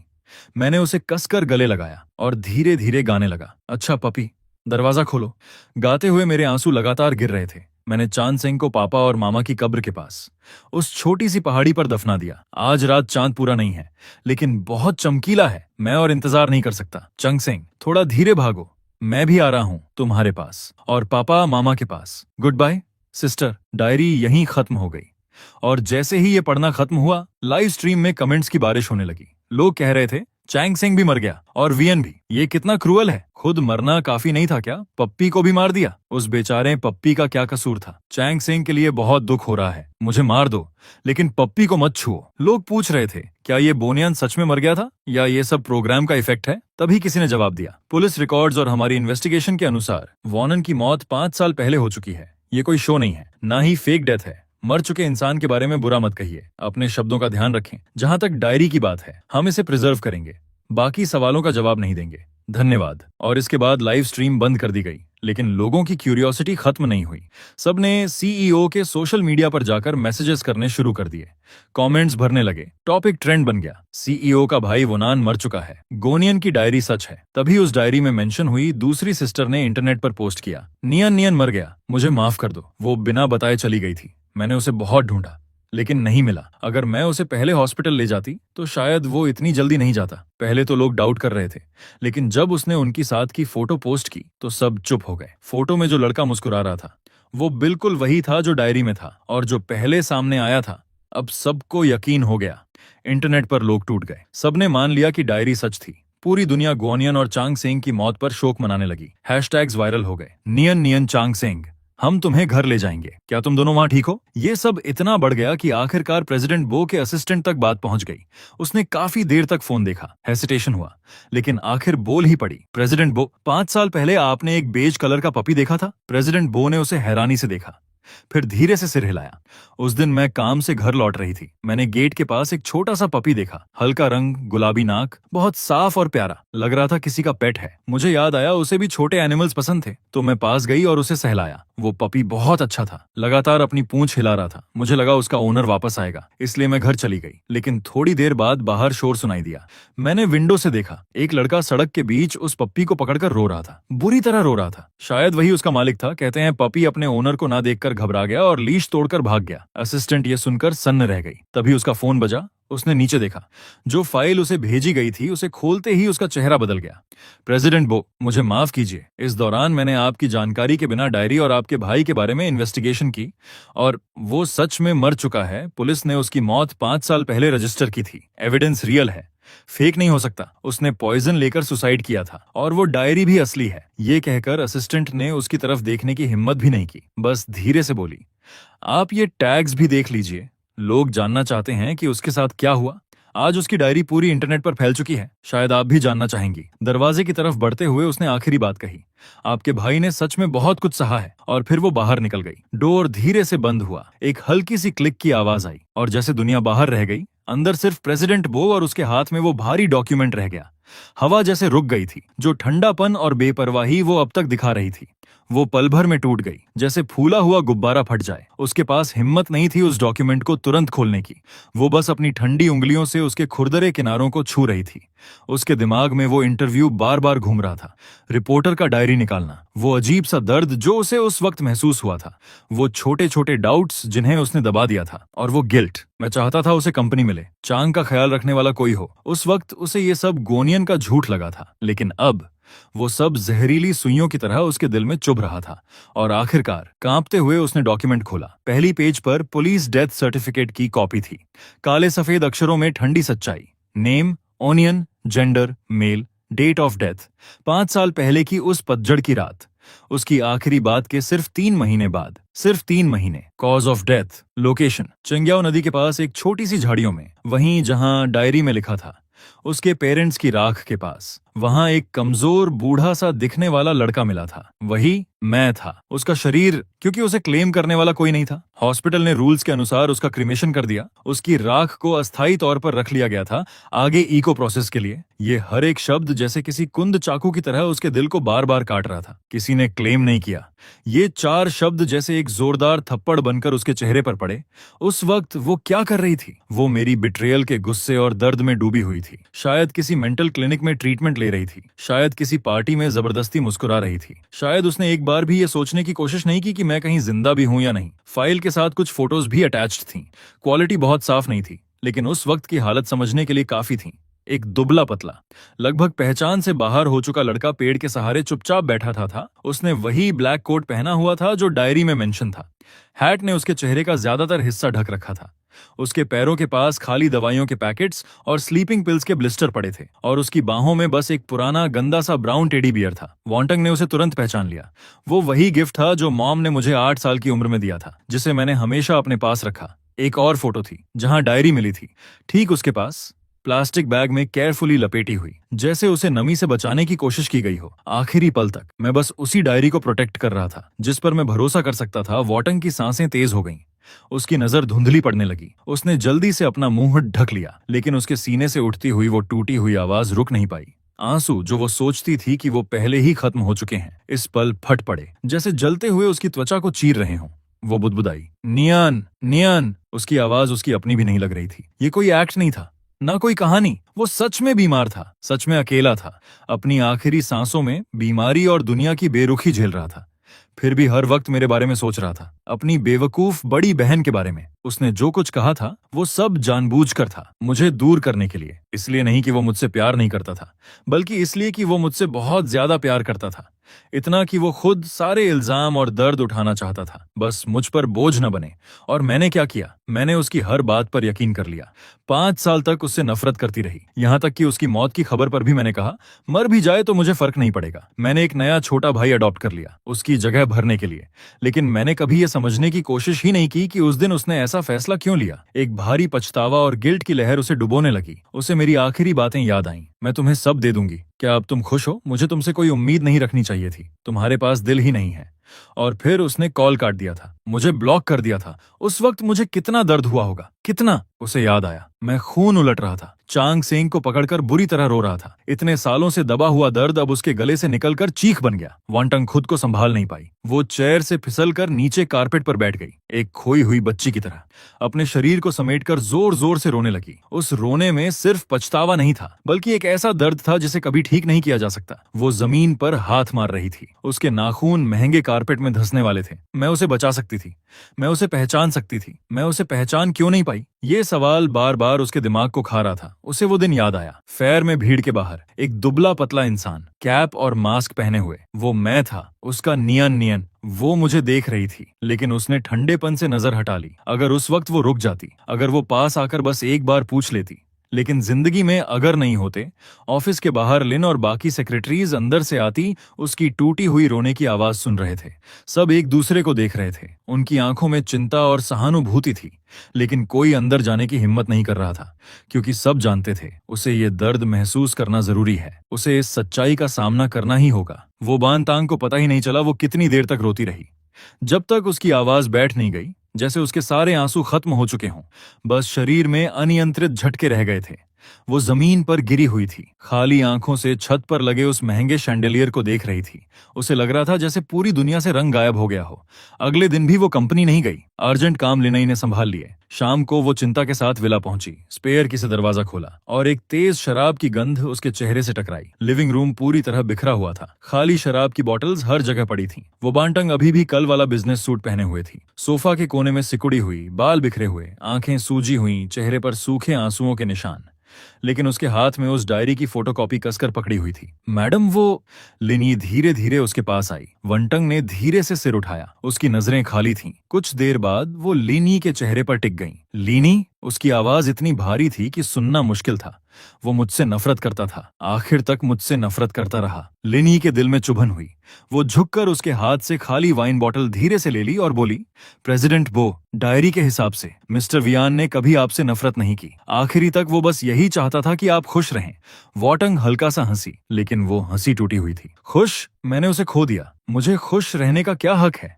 वो फिर से एक बॉटल उठाने लगी, लेकिन लिन यी ने उसे रोक लिया। प्रेसिडेंट बो, आप ऐसे नहीं कर सकती। अगर मिस्टर वियन आपको इस हालत में देखेगा तो उसे भी शांति नहीं मिलेगी। वांतंग बुदबुदाई। शांति? उसकी आंखों से फिर आंसू बहने लगे। वो दर्द से कितना डरता था। जब वो अकेला गया होगा, उसे कितना डर लगा होगा। चांग भी उसके साथ नहीं था। आखिरी में वो बस उस टेडी बियर को पकड़े हुए था जो मॉम ने दिया था। वो आगे कुछ बोल नहीं पाई, बस चुपचाप रोती रही। लिनी ने बहुत मुश्किल से उसे उठाकर बेड तक पहुंचाया, उसे पानी पिलाया और तब तक बैठी रही जब तक वो सो नहीं गई। लेकिन सोते हुए भी उसके चेहरे पर शिकन थी। लिनी ने गहरी सांस ली। वो जानती थी वंतांग को टाइम चाहिए, लेकिन इस हालत में कंपनी और उसकी हेल्थ का क्या होगा? अगले कुछ दिनों में वंतांग बिल्कुल बदल गई। उसने ऑफिस जाना बंद कर दिया, कोई काम नहीं संभाल रही थी, पूरे दिन विला में बंद रहती, शराब के साथ खुद को सुन्न करने की कोशिश करती। लेकिन उस धुंधली चेतना में गिल्ट और भी गहरा हो जाता और मेरी यादें और साफ होने लगती। बचपन में मैं हर जगह उसके पीछे पीछे घूमता था, सिस्टर सिस्टर कहता था। फिर वो रिबेलियस टीनेज फेज और आखिर में वो पतला सा लड़का जो रात में एक पपी की डेड बॉडी को पकड़कर रो रहा था। व्यू, उसका अडॉप्ट किया हुआ छोटा भाई, वीडियो कॉल पर दिखता। उसका चेहरा थोड़ा बहुत मेरे जैसा बनाया गया था, जैसे वो मुझे रिप्लेस करने की कोशिश कर रही थी। लेकिन वंटंग के अंदर अचानक एक अजीब सी घृणा और गिल्ट जाग उठी। मैं क्या कर रही हूँ? एक रिप्लेसमेंट ढूंढ रही हूँ? ये वायु के साथ भी अनफेयर था और मेरे लिए भी एक इंसल्ट। वो अचानक स्क्रीन के उस तरफ चिल्ला पड़ी, जिससे वायु डर गया। कुछ ही समय बाद उसने उसे एक अच्छे बोर्डिंग स्कूल में भेज दिया और एक बड़ा ट्रस्ट फंड देकर, ताकि वो पूरी जिंदगी बिना चिंता के जी सके। ईमेल में उसने सिर्फ एक लाइन लिखी, सॉरी मैं अच्छी सिस्टर नहीं हूँ, अपनी जिंदगी खुद जियो। उसने उस रिप्लेसमेंट से भी रिश्ता तोड़ दिया, जैसे इससे उसके दिल का बोझ थोड़ा कम हो जाएगा। लेकिन कंपनी की हालत गिरती चली गई। शेयर होल्डर्स कंप्लेन करने लगे, मीडिया खबरें चलाने लगा कि प्रेसिडेंट बो मेंटल ब्रेकडाउन से गुजर रही है। असिस्टेंट सब संभालने की कोशिश कर रही थी, लेकिन वानतांग को इस दर्द और गिल्ट से बाहर नहीं निकाल पा रही थी। और फिर एक रात सब कुछ बदल गया। वानतांग फिर से लिविंग रूम के कारपेट पर गिरी हुई थी, आधी नींद में आधी जागी हुई। उसे लगा जैसे उसने मुझे देखा। मैं उसके सामने खड़ा था, एक साफ व्हाइट शर्ट में, वैसे ही मुस्कुरा रहा था जैसे पहले मुस्कुराता था, गर्म जोशी से भरा हुआ। और मेरे पैरों के पास चांगसेंग अपनी पूंछ हिलाता हुआ खड़ा था। सिस्टर, मैंने धीरे से कहा, खुद को मत सताओ। वानतंग ने कांपते हुए हाथ बढ़ाया, लेकिन उसे कुछ महसूस नहीं हुआ। आंसू तुरंत उसकी आंखों में भर गए। सॉरी सॉरी, उसकी आवाज टूट रही थी। और तभी मेरी आवाज आई, तुम गलत हो, मैंने कभी तुम्हें दोष नहीं दिया। उस हेलुसिनेशन की मुस्कान अब भी उतनी ही गर्म थी जैसे पहले हुआ करती थी। मुझे बहुत खुशी है और मुझे तुम पर गर्व है कि तुम अब इतनी स्ट्रांग और अमेजिंग हो गई हो। सिस्टर, प्लीज मेरी तरफ से भी जीना, अच्छे से जीना, खुश रहना, ठीक है? यही मेरी सबसे बड़ी विश है। वानतंग खुद को रोक नहीं पाई। नियान नियान, उसकी आवाज टूट गई। मैं वादा करती हूँ सिस्टर, मैं वादा करती हूँ। तभी वो फिगर धीरे धीरे धुंधली होने लगी। उसकी आवाज भी दूर जाती जा रही थी। मैं वादा करती हूँ। वानटंग घबराकर चिल्लाई और झटके से उठ बैठी। लेकिन कमरा खाली था, सिर्फ खिड़की से आती चांदनी थी। वहां मेरा कोई निशान नहीं था। फिर भी वो सपना इतना रियल था। मेरी आवाज अब भी उसके कानों में गूंज रही थी। एक भारी उदासी फिर से उसे घेरने लगी, लेकिन इस बार उस उदासी के बीच कहीं एक हल्की सी लेकिन मजबूत सी ताकत भी थी। हाँ, नियन नियन, आखिर तक वो यही चाहता था कि मैं खुश रहूं। अगर वो मुझे ऐसे टूटते हुए देखेगा तो उसे कितना दुख होगा। वो अब और मुझे निराश नहीं कर सकती, ना ही मेरे सैक्रिफाइस को बेकार जाने दे सकती है। अगली सुबह जब लिन यी विला पहुंची तो वो चौंक गई। वनतंग पहले ही उठ चुकी थी, नहा चुकी थी, साफ कपड़े पहन चुकी थी। उसका चेहरा अब भी पीला और कमजोर था, लेकिन उसकी आंखों में अब वो बेबसी नहीं थी। वहां एक अजीब सी क्लैरिटी और कठोर डिटर्मिनेशन थी। उसकी आवाज अब भी भारी थी, लेकिन शांत। लिन, बेस्ट प्राइवेट डॉक्टर से कांटेक्ट करो, मुझे फुल बॉडी चेकअप कराना है, और बोर्ड ऑफ डायरेक्टर्स को इन्फॉर्म करो। आज आफ्टरनून वीडियो कॉन्फ्रेंस होगी। लिन ये हैरान रह गई। प्रेसिडेंट बो, आप? वानतंग ने उसे रोक दिया। खिड़की से आती धूप को देखते हुए बोली, मैं ठीक हूँ, या यूं कहो, मुझे ठीक होना ही होगा, नियन नियन के लिए। और फिर उसने खुद को दोबारा खड़ा करना शुरू किया, एक अजीब सी स्टबर्न स्ट्रेंथ के साथ। उसने ट्रीटमेंट लेना शुरू किया, शराब छोड़ दी, खुद को जबरदस्ती खाना और सोना सिखाया, अपनी लाइफ को फिर से नॉर्मल रूटीन में ढाला। वो वापस कंपनी गई, पहले से भी ज्यादा स्ट्रिक्ट और एफिशिएंट होकर काम संभालने लगी। उसने गिरती हुई हालत को जल्दी स्टेबलाइज कर दिया। लेकिन जो लोग उसे पहले से जानते थे, उन्हें महसूस हुआ कि वो वार्मथ जो कभी उसके अंदर थी, अब गायब हो चुकी है। अब वो एक मशीन जैसी हो गई थी, कोल्ड, प्रिसिज, अनस्टॉपेबल, जैसे वो अपने अंदर के खालीपन को सिर्फ काम से भरने की कोशिश कर रही हो। लेकिन काम के बाहर उसने एक और चीज शुरू की, एक साइलेंट सर्च। वो मेरी जिंदगी के हर निशान को ढूंढना चाहती थी, उन आखिरी महीनों के हर पल को समझना चाहती थी। जब वो मेरे साथ नहीं थी, सबसे पहले उसने सियांग को ढूंढा, वही लड़की जिसने ऑनलाइन पोस्ट किया था। एक शांत कैफे में दोनों मिले। सियांग ने उसे एक कॉम्प्लेक्स नजर से देखा, उसमें सिंपैथी भी थी, ब्लेम भी, और एक थकी हुई सी रेजिग्नेशन भी। प्रेसिडेंट, आप आखिरकार आ ही गईं। उसने हल्की आह भरी। मैंने आपको ढूंढने की कोशिश की थी, लेकिन आपके असिस्टेंट ने मुझे रोक दिया। मुझे लगा आपको सच में नियन नियन की परवाह नहीं है। वानतंग की आवाज भारी थी, लेकिन उसमें हल्का सा कंपन था। मुझे परवाह है, मैं बस अंधी थी, बेवकूफ थी। प्लीज मुझे सब बताइए, नियन नियन के बारे में सब कुछ। सियांग ने उसके चेहरे को देखा। बाहर से वो स्ट्रांग लग रही थी, लेकिन उसकी आंखों में गहरा दर्द छिपा था। उसका दिल पिघल गया और उसने बताना शुरू किया, उस गंदे टूटे फूटे हॉस्टल से लेकर मेरे अंदर की उस जिद्दी साफ दिल वाली नेचर तक, कैसे मैं खून खांस रहा था, फिर भी हॉस्पिटल जाने से मना करता था। कैसे आखिरकार मैंने उसे बताया कि मैं टर्मिनली इल हूं, और कैसे उसने अपनी सारी सेविंग्स निकालकर मुझे डॉक्टर के पास ले जाने की कोशिश की। सियांग की आंखें लाल हो गईं। वो बहुत कंसिडरेट थी, इतनी कि दर्द होता था। वो हमेशा कहती थी कि वो मेरे लिए बोझ नहीं बन सकती, कहती थी कि मेरे लिए पैसे कमाना आसान नहीं है, मुझे अपने वर्कशॉप के लिए बचाना चाहिए। जब वो गई तो बस कुछ कपड़े और वो पुराना टेडी बेयर लेकर गई। मैंने उसे बहुत ढूंढा, हर जगह, हॉस्पिटल, पार्क, पुल के नीचे, लेकिन ये शहर बहुत बड़ा है, मैं उसे नहीं ढूंढ पाई। अगर उस दिन मैं थोड़ी और सतर्क होती, अगर मैं उसे जबरदस्ती हॉस्पिटल ले जाती। वानतंग चुपचाप सुनती रही। उसके नाखून उसकी हथेली में गहराई तक धंस चुके थे, लेकिन उसने दर्द को महसूस करना बंद कर दिया था। मुझे अब समझ आ रहा था, जब वो मुझसे नफरत कर रही थी उसी वक्त एक अजनबी सियांग मुझे थोड़ी सी गर्माहट और प्रोटेक्शन दे रही थी, मुझे ढूंढने की कोशिश भी कर रही थी, और वो मेरी अपनी बड़ी बहन वंतंग बस मुझसे दूर होती जा रही थी। वंतंग ने गहरी सांस ली और गंभीर आवाज में कहा, थैंक यू सियांग, उस समय उसकी मदद करने के लिए। क्या मैं तुम्हारे लिए कुछ कर सकती हूँ? जो भी चाहिए बेझिझक बताओ। सियांग ने सिर हिला दिया। मुझे कुछ नहीं चाहिए। मैंने ये सब इसलिए पोस्ट किया ताकि लोग सच जाने। नियन नियन एक अच्छी लड़की थी, उसे गलत समझा नहीं जाना चाहिए। अगर आप सच में उसके लिए कुछ करना चाहती हैं तो अच्छे से जिएं, उसकी मौत को बेकार मत जाने दीजिए। ये शब्द बिल्कुल वही थे जो मैंने अपने सपने में उससे कहे थे, और ये सीधे वंटंग के दिल पर लगे। कैफे से बाहर निकलकर वंटंग उन क्लूज के पीछे गई जो सियांग ने दिए थे। वो उस स्लम एरिया में पहुंची, लेकिन अब वहां कुछ भी वैसा नहीं था। सब डिमोलिश हो चुका था, नए मॉल्स बन चुके थे। वो उस भीड़ भाड़ वाले इंटरसेक्शन पर खड़ी रही और इमेजिन करने लगी कि मैं यहाँ कैसे जिंदा रहा, कैसे उस लापरवाही भरी जिंदगी से बचता रहा, कैसे कुछ पैसों के लिए खुश हो जाता था। उसके सीने में दर्द उठा।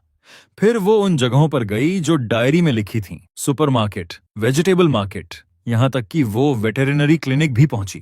वहां का मैनेजर अब भी वही था। वंटंग ने अपनी फोन से मेरी 17 साल की एक फोटो दिखाई जिसमें मैं बेफिक्र हंस रहा था। मैनेजर ने काफी देर तक देखा, फिर सिर हिला दिया। हर दिन इतने पेट्स आते हैं, याद नहीं? वंतंग ने हार नहीं मानी।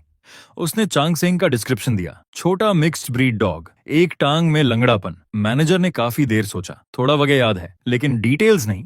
वंटंग रुकी नहीं, उसने अपने कॉन्टैक्ट्स इस्तेमाल किए और उस पुलिस ऑफिसर को ढूंढ निकाला जिसने मेरे केस की इन्वेस्टिगेशन की थी। वो बूढ़ा ऑफिसर रिटायरमेंट के करीब था, लेकिन उसे वो केस साफ साफ याद था। वो वांतंग को उस छोटे जंगल में ले गया, चेंग्याओ नदी के पास जहां मेरी बॉडी मिली थी। उसने एक बड़े पेड़ की तरफ इशारा किया और आह भरी। वो लड़का यहीं था, बहुत शांत, जैसे सो रहा हो। हमने काफी जांच की, कोई होमाइसिड का एविडेंस नहीं मिला। डायरी भी पढ़ी, साफ था सुसाइड था। उसके पास ज्यादा कुछ नहीं था, बस वो टेडी बेयर, डायरी और थोड़े पैसे। प्रोसीजर के हिसाब से हमने न्यूज़पेपर में नोटिस भी दिया रिलेटिव्स को ढूंढने के लिए, लेकिन कोई नहीं आया। वो रुक गया, आगे कुछ नहीं बोला। वंतांग उस पेड़ के नीचे खड़ी थी। शुरुआती गर्मियों की हवा पत्तों से टकराकर सरसराहट कर रही थी। धूप पत्तों के बीच से छनकर जमीन पर गिर रही थी। सब कुछ शांत था, बस पानी के बहने की आवाज। मैंने यहाँ अपनी जिंदगी खत्म की क्योंकि ये जगह पापा और मामा के करीब थी। वाटंग सोच रही थी, आखिरी पल में मैं क्या सोच रहा था। शायद वो दिन जब हम पिकनिक पर जाते थे। वो झुक गई, पेड़ की खुरदुरी छाल को छूते हुए, जैसे मेरी आखिरी गर्माहट महसूस करने की कोशिश कर रही हो। आंसू चुपचाप गिर रहे थे मिट्टी में मिलते हुए। नियान नियान, मैं आ गई हूँ, सॉरी, मुझे देर हो गई। उसकी आवाज हवा में टूट गई। फिर वो उस जगह गई जहां हमारे पेरेंट्स की कब्र थी, और वहीं पास में उसे वो छोटी सी मिट्टी की ढेरी मिली। डायरी में जिसका जिक्र था, यहीं चांग सेंग दफन है। उस ढलान पर घास उगी हुई थी, छोटी छोटी जंगली फूल खिले थे। उसने ध्यान से आसपास की घास साफ की और फिर चांग सेंग की उस छोटी कब्र के पास उसने खुद एक छोटी सी सुंदर अर्न दफन की। उसके अंदर उस डायरी की राख थी जिसे उसने स्पेशल तरीके से बिना पोल्यूशन के जलवाया था। उसने उस छोटी मिट्टी की ढेरी को सहलाया और धीरे से कहा, चांग, थैंक यू उन आखिरी दिनों में उसके साथ रहने के लिए। अब यहीं रहो, नियन के साथ, पापा और मामा के साथ। इसके बाद वंतांग अपने पेरेंट्स की कब्र के सामने खड़ी हुई, उनकी तस्वीरों को देखते हुए 3 बार गहराई से झुकी। उसकी आवाज शांत थी लेकिन मजबूत। पापा, मामा, मुझे माफ कर दो, मैं अपने भाई का ख्याल नहीं रख पाई, लेकिन मैं वादा करती हूँ अब से मैं अच्छे से जीऊंगी। नियन की तरफ से भी उसकी जिंदगी को बेकार नहीं जाने दूंगी। मैं कुछ ऐसा करूंगी जिससे उसकी मौत का मतलब बने। शहर वापस आकर वांटंग ने एक बड़ा फैसला लिया। उसने प्रेस कॉन्फ्रेंस बुलाई और अनाउंस किया कि वो अपनी पर्सनल वेल्थ का बड़ा हिस्सा डोनेट करेगी एक नई फाउंडेशन के लिए, नियन चांग सेंग फाउंडेशन। ये फाउंडेशन 2 कामों पर फोकस करेगी। पहला, गरीब कैंसर पेशेंट्स, खासकर टीनेजर्स को मेडिकल एक्सपेंसेस और साइकोलॉजिकल सपोर्ट देना, और दूसरा, स्ट्रे एनिमल्स को रेस्क्यू करना, उनके लिए प्रॉपर शेल्टर्स और अडॉप्शन सिस्टम बनाना। उस प्रेस कॉन्फ्रेंस में वंतंग ने पहली बार पब्लिक में मेरा नाम लिया। ज्यादा डिटेल्स में नहीं गई, बस इतना कहा, मेरा भाई वॉनन अपनी जिंदगी में अजनबियों की दया भी देखी और जिंदगी की कठिनाइयां भी झेली। ये फाउंडेशन उसी की याद में है और उन लोगों की मदद के लिए है जो उसी तरह दर्द और संघर्ष से गुजर रहे हैं। मैं चाहती हूँ कि हर जिंदगी को दया मिले और हर काइंडनेस लंबे समय तक जिंदा रहे। उसके इस कदम ने बिजनेस वर्ल्ड को हिला दिया और आम लोगों के दिल छू लिए। जो लोग पहले उसे क्रिटिसाइज कर रहे थे, उसका मजाक उड़ा रहे थे, अब धीरे धीरे उनकी जगह रिस्पेक्ट और अंडरस्टैंडिंग ने ले ली। लोगों को समझ आया उस कोल्ड सीईओ के पीछे एक गहरा दर्द और रिडेम्पशन छुपा है। फाउंडेशन का काम जल्दी शुरू हो गया। वांटंग खुद उसमें एक्टिवली इन्वॉल्व्ड रहने लगी। प्रोजेक्ट्स रिव्यू करना, हॉस्पिटल्स में बच्चों से मिलना, रेस्क्यू सेंटर्स जाना, उन छोटे एनिमल्स को देखना जो अडॉप्शन का इंतजार कर रहे थे। इस दौरान कभी कभी उसके चेहरे पर जेन्युइन सॉफ्टनेस दिख जाती। भले ही उसकी आंखों की उदासी पूरी तरह कभी खत्म नहीं हुई, लेकिन अब वो उस दर्द के साथ जीना सीख रही थी।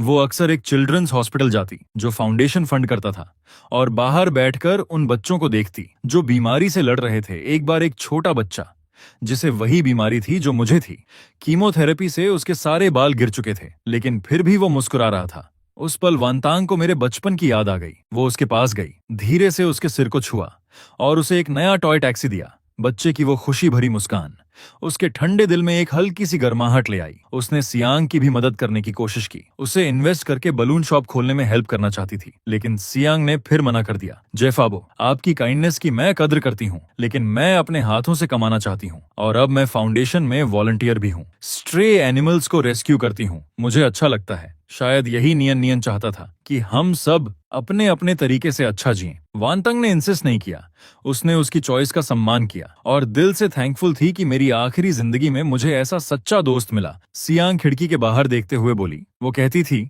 सोय सॉस के साथ एक साधारण बन भी उसके लिए फीस्ट जैसा होता है। उसकी आवाज शांत थी। असल में मुझे पता था वो बहुत भूखी होती थी, उसके पास कोई ऑप्शन नहीं था, लेकिन जब भी वो ये कहती थी उसकी आंखें चमकती थीं, जैसे वो सच में कोई लग्जरी खा रही हो। वंटंग चुपचाप सुन रही थी। उसने अपने नाखून हथेली में गड़ा लिए ताकि वो रो न पड़े। ये छोटे छोटे डिटेल्स डायरी के शब्दों से भी ज्यादा दर्दनाक थे, जैसे कोई बार बार दिल को काट रहा हो। अब वो सब समझ चुकी थी। कैसे सर्दियों में मैं ठंडे पानी के साथ सूखे बंस खाता था, कैसे दर्द में बिस्तर के पास कांपता था लेकिन कभी शिकायत नहीं करता था, और कैसे चांगसेंग अपने गीले जीभ से मेरे आंसू चाटकर मुझे संभालता था। वंटंग ने उस जगह का एड्रेस भी लिया जहां मैं पहले रहता था। वो स्लम अब खत्म हो चुका था, उसकी जगह बड़े बड़े बिल्डिंग्स बन गए थे।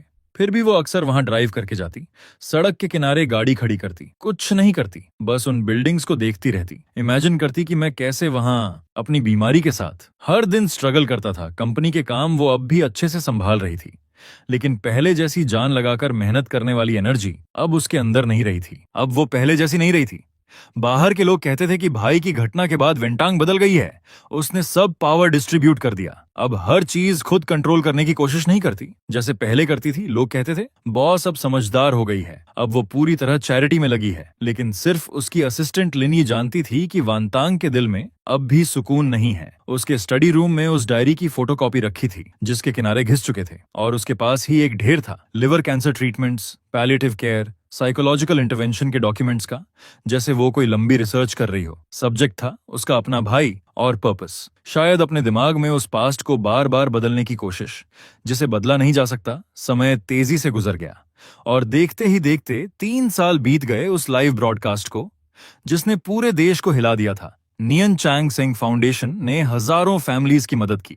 वांतांग को कई ऑनर्स भी मिले, लेकिन एक बारिश भरी शाम उसे एक कॉल आया। वो सैनिटोरियम से था, वायु का कॉल। वो अडॉप्टेड भाई जो विदेश में था, उसकी आवाज हेजिटेंट थी। सिस्टर, मैं तुम्हारे फॉरेन हाउस में पुरानी चीजें अरेंज कर रहा था, मुझे एक एल्बम मिला, बहुत छुपा हुआ। उसमें बोनान की चाइल्डहुड फोटोज हैं और कुछ डायरी पेजेस भी जो तुमने अपने टीनेज में लिखे थे, जो तुमने कभी किसी को नहीं दिखाए। मैंने उन्हें पढ़ा और मुझे कुछ बातें पता चली, शायद तुम भी भूल चुकी हो। ये सब पेरेंट्स की डेथ से पहले और बाद की बातें हैं, कुछ धुंधली, लेकिन जैसे कोई सच्चाई जानबूझकर छुपाई गई हो। वॉटंग का हाथ जो फोन पकड़े हुए था हल्का सा कांप गया। बाहर बारिश की बूंदें कांच पर गिर रही थीं और उसके दिल में बेचैनी बढ़ रही थी। उसने वायु से कहा कि वो सब चीजें वापस भेज दे। कुछ दिन बाद वो पार्सल आ गया। एल्बम के साथ कुछ पीले पड़े कागज थे, वांटंग की टीनेज नोट्स, हैंड राइटिंग जल्दी जल्दी लिखी हुई, जिसमें इमोशन साफ दिख रहे थे। उसे याद आया वो रात जब पेरेंट्स के एक्सीडेंट से एक दिन पहले घर में बहुत बड़ा झगड़ा हुआ था। वो कंपनी के एक बड़े डिसीजन को लेकर था। पापा रिस्क लेना चाहते थे, मामा भी उन्हें सपोर्ट कर रही थी,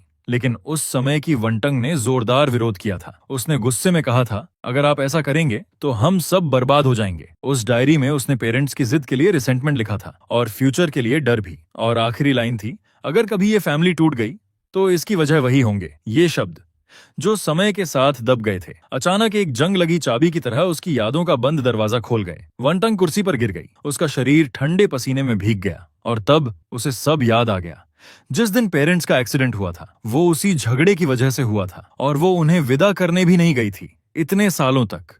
उसके अंदर का दुख और गिल्ट इतना भारी था कि उसने इस याद को खुद से छुपा लिया था। उसे बस इतना याद था कि पेरेंट्स उससे कितना प्यार करते थे और वो कितनी हेल्पलेस थी। लेकिन अब उसे समझ आया, जब नियन अपनी बीमारी का दर्द झेल रहा था, मैं भी अपने अंदर एक और गिल्ट लेकर जी रही थी, पेरेंट्स की मौत का। वो हमेशा सोचती थी कि नियन का जाना उसकी अपनी नाकामी की सजा है, लेकिन अब उसे लगा शायद ये उस दिन बोले गए कठोर शब्दों का भी परिणाम था, एक तरह का पनिशमेंट। ये लेयर्ड गिल्ट उसे पूरी तरह कुचल रहा था। वो 2 दिन तक खुद को स्टडी में बंद करके बैठी रही, और जब बाहर आई तो उसने लिनी से कहा, मैं नियन और चांद सेंग और पापा मामा की कब्र पर जाऊंगी, सेमेट्री में, जहां अब मेरी और चांग सेंग की कब्र पेरेंट्स के पास ही थी, जो वांतंग ने बाद में अरेंज किया था। फोटो में मैं अब भी मुस्कुरा रहा था और चांग सेंग मेरे पैरों के पास बैठा था। वांतंग एक ब्लैक कोट में हल्की बारिश में बिना छतरी के खड़ी थी। काफी देर तक वो उस फोटो को देखती रही, फिर धीरे धीरे घुटनों पर बैठ गई। वो रो नहीं रही थी, बस अपने हाथों से फोटो पर जमी पानी की बूंदें साफ कर रही थी। नियन, लगता है अब तुम्हारी सिस्टर कुछ समझने लगी है। मैं हमेशा सोचती थी कि मैं काफी नहीं थी, इसलिए मैंने तुम्हें खो दिया। अब जब मैं पीछे मुड़कर सोचती हूँ तो लगता है शायद बहुत पहले से ही हमारी फैमिली का फेट एक मुश्किल रास्ते की तरफ धकेला जा चुका था। पापा को रिस्क लेना ही था, मामा ने उनका साथ दिया, और मैं उस वक्त बहुत जिद्दी थी। और फिर तुम्हारी वो बदकिस्मत बीमारी, ये सब चीजें मिलकर ही शायद आगे जो हुआ उसका कारण बनी। तुम्हारी सिस्टर गलत थी, उस समय कम उम्र में बेवकूफी भरी बातें कह दी, बाद के सालों में भी गलत रही, बस खुद को प्रूव करने में लगी रही और ये समझ ही नहीं पाई कि तुम सब फेक कर रहे थे। और जब सच्चाई पता चली तब भी सिर्फ खुद को सजा देना ही सीखा, लगभग तुम्हारी आखिरी इच्छा भी भूल गई। उसने धीरे से कहा, तुम चाहते थे कि मैं हमेशा खुश रहूं। पहले मुझे लगता था ये नामुमकिन है, तुम्हारे बिना मैं खुश कैसे रह सकती हूँ। वो कुछ पल के लिए रुक गई। बारिश उसके बालों से होकर बह रही थी, आंसुओं के साथ मिलकर, लेकिन इस बार उसने खुद को रोका नहीं। लेकिन अब मैं कोशिश करूंगी, सच में कोशिश करूंगी। उसकी आवाज धीमी थी लेकिन मजबूत। मैं तुम्हारी तरफ से नियन चांग सेंग फाउंडेशन को आगे बढ़ाऊंगी, तुम्हारे जैसे और बच्चों की मदद करूंगी, कंपनी को भी ऐसा बनाऊंगी जो ज्यादा लोगों की मदद कर सके, और मैं अपनी जिंदगी को भी एक्सेप्ट करने की कोशिश करूंगी, व्यू को भी। वो बच्चा भी आसान जिंदगी नहीं जी रहा। उसने धीरे से फुसफुसाया, नियन, शायद मैं खुद को कभी पूरी तरह माफ नहीं कर पाऊंगी, लेकिन मैं वादा करती हूँ अब मैं अतीत में नहीं फंसी रहूंगी, मैं अच्छे से जीऊंगी, तुम्हारी यादों को साथ लेकर। शायद यही तुम देखना चाहते थे, है ना? ये कहते हुए वो झुक गई और अपना माथा उस ठंडी कब्र पर टिका दिया, जैसे उस पार से कोई जवाब महसूस करना चाहती हो। थोड़ी देर बाद बारिश थम गई, बादलों के बीच से हल्की धूप निकली, कब्रिस्तान पर पड़ते हुए और उन सफेद क्राइसेंथेमम्स पर चमक उठी जो उसने अभी रखे थे। उनकी पंखुड़ियों पर जमी बारिश की बूंदें चमक रही थीं। वॉटंग धीरे धीरे खड़ी हुई, आखिरी बार मेरी तस्वीर को देखा और फिर मुड़कर चल दी। उसके कदम पहले जितने भारी नहीं थे, अब भी धीमे थे, लेकिन उनमें एक अजीब सी मजबूती थी। कब्रिस्तान के पास पाइन ट्रीज के बीच से हवा गुजर रही थी, हल्की सी सरसराहट के साथ, जैसे कोई लंबी सांस छोड़ रहा हो, या फिर राहत की एक धीमी फुसफुसाहट। शायद यहीं ये कहानी अपने अंत तक पहुंचती है, माफी, पछतावा और रिडेम्पशन की कहानी, और उन घावों के साथ आगे बढ़ने की। वांतंग की जिंदगी आखिरकार उस सबसे दर्दनाक चैप्टर को पार कर चुकी थी, और अब एक नया चैप्टर शुरू हो रहा था, जिसमें अब भी गहरा दर्द था, लेकिन उसके साथ साथ एक हल्की सी शांति भी धीरे धीरे जगह बना रही थी। उसकी जिंदगी का रिदम बदल गया था। वो अब भी बिजी थी, लेकिन पहले जैसी खुद को सजा देने वाली बेचैनी नहीं थी। उसने रेगुलर थेरेपी शुरू की, अपने अंदर के उन जटिल इमोशंस को समझने के लिए। पेरेंट्स की मौत का गिल्ट और मुझे ओवर प्रोटेक्ट करने की चाह, जो बाद में टूटकर पछतावे में बदल गई। ये प्रोसेस आसान नहीं था, इंसोम्निया और मूड स्विंग्स के साथ भरा हुआ था, लेकिन उसने हार नहीं मानी। व्यू के साथ उसका रिश्ता भी बदलने लगा। पहली बार उसने खुद उसे कॉल किया, एक लंबी ओवरसीज कॉल। उसने ज्यादा पुरानी बातें एक्सप्लेन नहीं की, बस दिल से थैंक यू कहा। उसे अपने भूले हुए हिस्से दिखाने के लिए उसने कहा कि वो उसकी डिस्टेंस और इनसिक्योरिटी समझती है, और साफ कहा, खून का रिश्ता हो या ना हो, अब हम फैमिली हैं, और मैं चाहती हूं कि हम सच में एक कनेक्शन बनाएं। नियन चांग सेंग फाउंडेशन भी लगातार बढ़ती गई। अब वो सिर्फ फाइनेंशियल हेल्प तक सीमित नहीं थी। उसने प्रोफेशनल टीम्स बनाई, medical social workers, psychological support, palliative care के लिए। एक एनुअल डिनर में एक लड़की जिसने ट्रीटमेंट पाया था, उसका हाथ पकड़कर रोते हुए बोली, आपकी और वोनियन की वजह से मुझे दूसरी जिंदगी मिली। उस पल वांतंग के दिल में सिर्फ राहत नहीं, बल्कि एक अजीब सी शांति आई, जैसे मेरी जिंदगी किसी और तरीके से आगे बढ़ रही हो। वो अब भी सेमेट्री जाती थी, लेकिन अब हर बार दुख में डूबी नहीं रहती थी।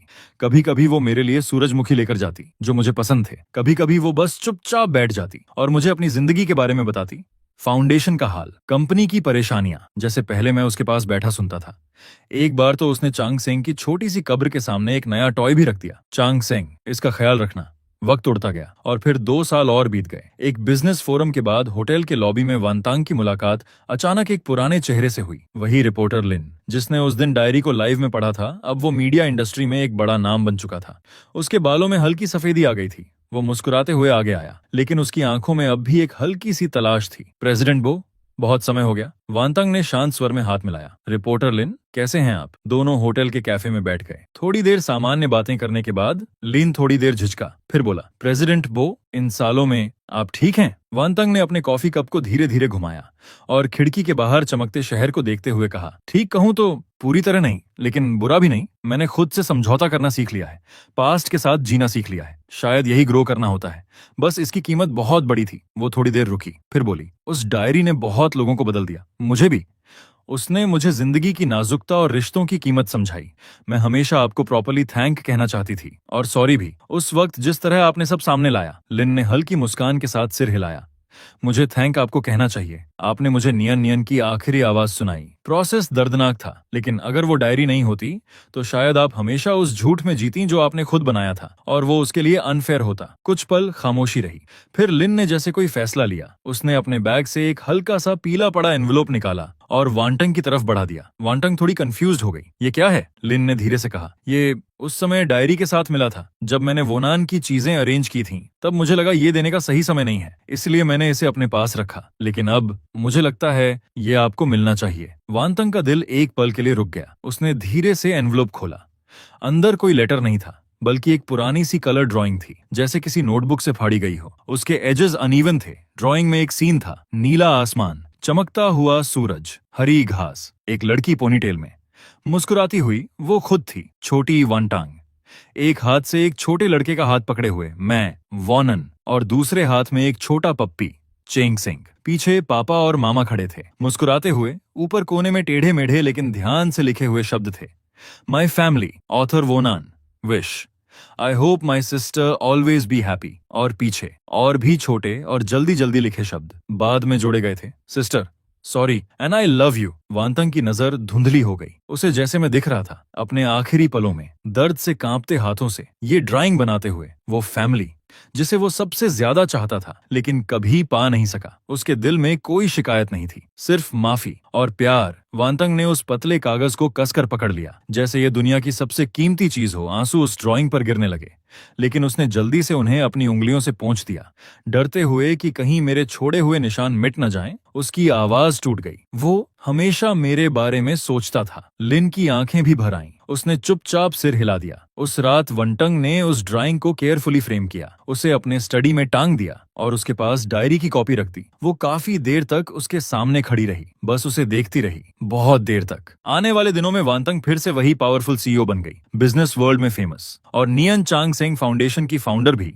बाहर से वो पहले जैसी स्ट्रांग थी, लेकिन उसके दिल के सबसे गहरे हिस्से में उस 18 साल के लड़के, मेरे लिए और मेरे छोटे से पपी के लिए एक कोमल जगह हमेशा बनी रही।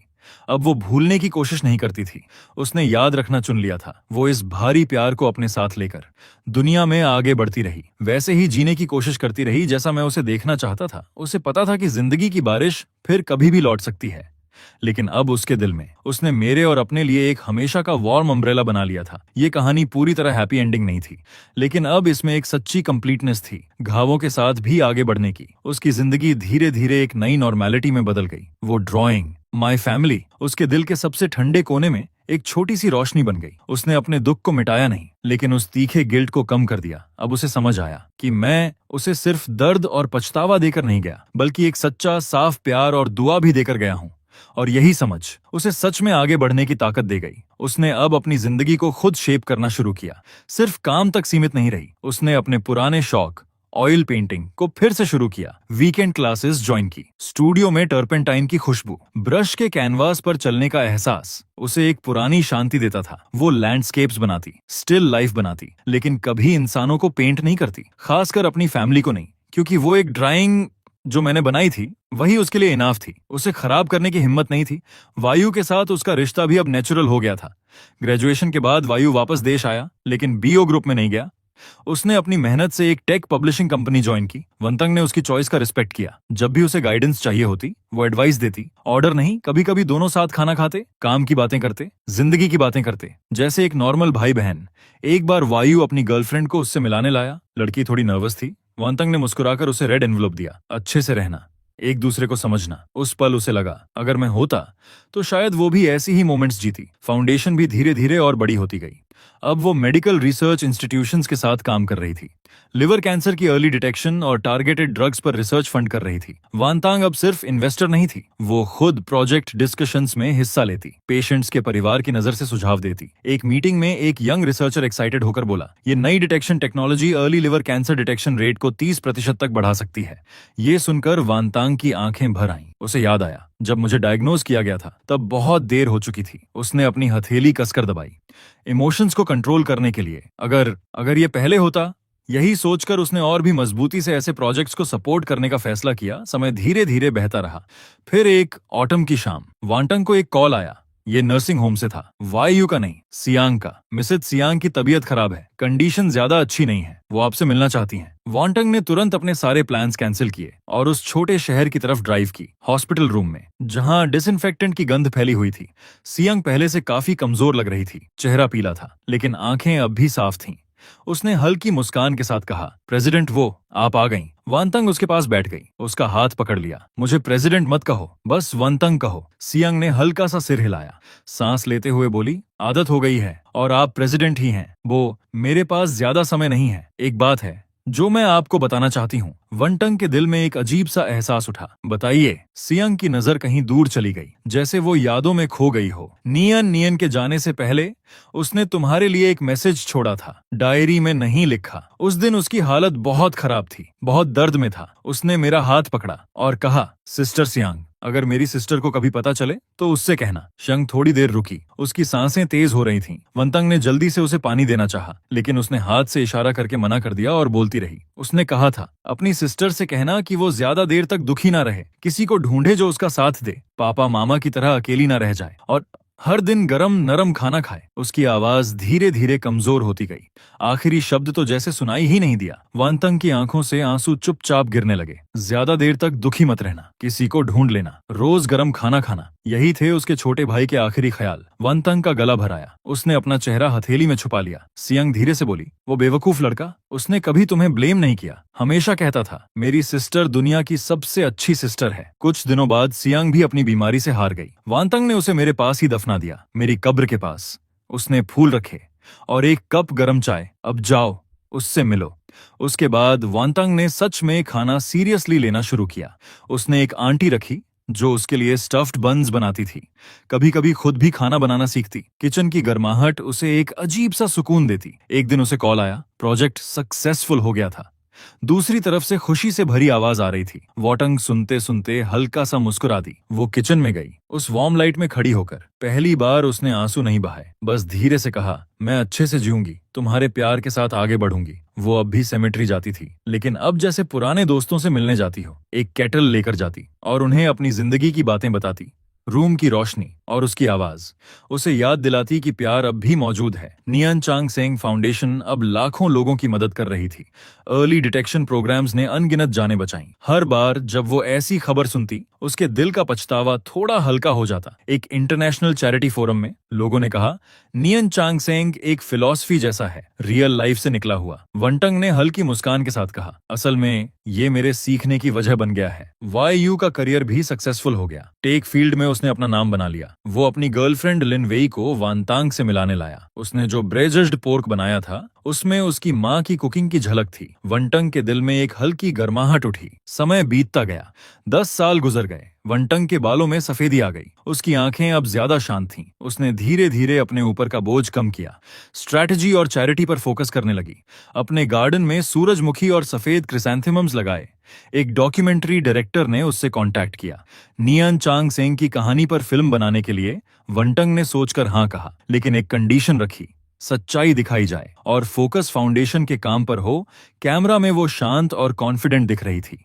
जब वो फाउंडेशन की बात करती, उसकी आंखों में चमक आ जाती। किसी ने पूछा, आप उस अंधेरे से कैसे बाहर आईं? वॉन्टंग ने धीरे से कहा। बाहर नहीं आई, बस उसे अपने साथ जीना सीख लिया। जिनसे हम प्यार करते हैं वो हमेशा हमारे अंदर का हिस्सा बन जाते हैं। डॉक्यूमेंट्री ने लोगों को गहराई से छू लिया। उसकी कहानी एक एग्जाम्पल बन गई। टूटने के बाद खुद को दोबारा बनाने की व्यू की शादी में वनटंग स्टेज पर खड़े नए जोड़े को देख रही थी और अनजाने में सोच रही थी, अगर नियन नियन होता तो शायद वो भी यहाँ होता, उसके पास खड़ा, मुस्कुराता हुआ। कुछ लोग भले ही हमारे साथ मौजूद ना हो, फिर भी वो हमारे लिए खुश होते हैं। सिस्टर, तुम्हें खुश रहना चाहिए। समय बीतता गया।